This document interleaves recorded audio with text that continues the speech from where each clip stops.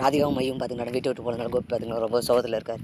ஈஸ்வரியுமே இருந்துட்டு என்னடா அவள் இப்படி சொல்லிட்டு போயிட்டா, என்ன பண்ணலாம் அப்படின்னு சொல்லிட்டு கோபியை கெடுத்தது அதுதான் எனக்கு ஒன்றும் புரியல. எதுக்காக அப்படி இப்படி முடிவு எடுத்தான்னு எனக்கு ஒன்றும் புரியல.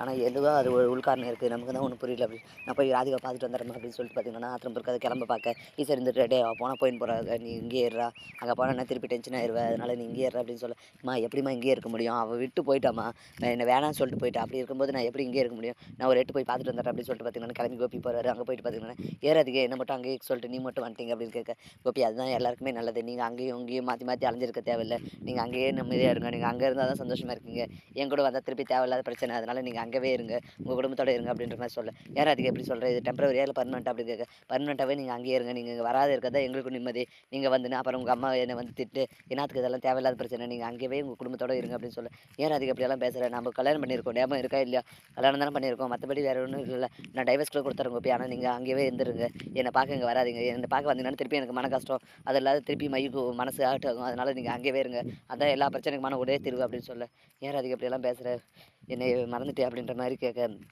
அப்படியெல்லாம் இல்லை கோபி, ஆனால் நீங்கள் அங்கே இருக்கிறது தான் உங்களுக்கு நல்லது, நீங்கள் நல்லா இருக்கணும்னு சொல்லிட்டு தான் நான் சொல்கிறேன், நீங்கள் இங்கே வந்தீங்கன்னா பின்னாடி உங்கள் அம்மா வருவாங்க, திருப்பி பிரச்சனை, திருப்பி தேவையில்லாத இது, நீங்கள் அங்கேயும் இங்கேயும் ஓடிட்டு இருக்குது உங்களுக்கே நல்லா இருக்கா, உங்களுக்கு நல்லா இருந்தாலும் பார்க்குறவங்க என்ன நினைப்பாங்க, அதனால் நீங்கள் அங்கேவே இருங்க அப்படின்ற மாதிரி சொல்கிறாங்க.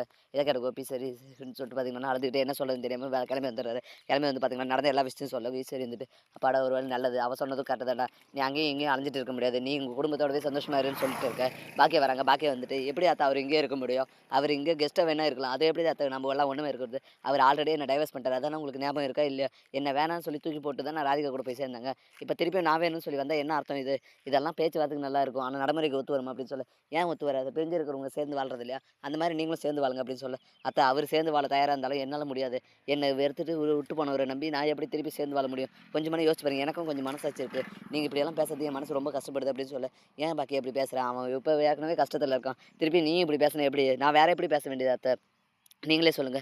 என்ன வேணான்னு சொல்லிட்டு தானே தூக்கி போட்டு போனாரு. இப்ப திருப்பியும் வந்தாருன்னா நான் என்ன அர்த்தம்? அவரு வேணான்னு சொல்லும்போது விட்டு போறதுக்கும், திருப்பி வேணும்னு சொல்லி வரும்போது சேர்த்துறதுக்கும் நான் ஒண்ணும் கல்லு இல்ல.